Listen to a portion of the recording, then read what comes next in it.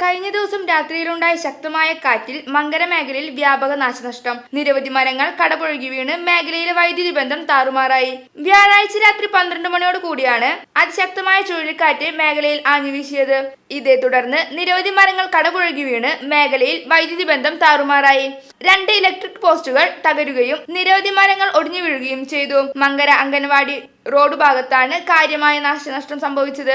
ചെറുവത്തൂർ വീട്ടിൽ തോമസിന്റെ ഒരു തെങ്ങും ഇട്ടിപ്പറമ്പിൽ വീട്ടിൽ ഷംസുവിന്റെ 2 തേക്ക് മരങ്ങളുമാണ് ചുഴലിക്കാറ്റിൽ കടപുഴകി വീണത്. തുടർന്ന് 2 ഇലക്ട്രിക് പോസ്റ്റുകളും ഒടിഞ്ഞു വീണു. മേഖലയിലെ വൈദ്യുതി ബന്ധവും ഗതാഗതവും പൂർണ്ണമായി തടസ്സപ്പെട്ടു. KSEB അധികൃതരുടെ നേതൃത്വത്തിൽ വൈദ്യുതി ബന്ധം പുനഃസ്ഥാപിക്കുന്ന നടപടികൾ പുരോഗമിക്കുകയാണ്. റോഡിലെ മരങ്ങൾ വെട്ടിനീക്കി ഗതാഗതം പുനഃസ്ഥാപിച്ചു. VCV news, Vadakkanchery. Sastha health care and wellness സെന്ററിൽ പുതുതായി OPകൾ ആരംഭിച്ചിരിക്കുന്നു.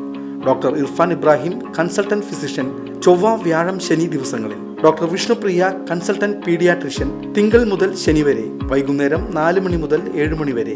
Booking number 8547024222. Sastha health care and wellness centre, Vazhani road, Ottupara.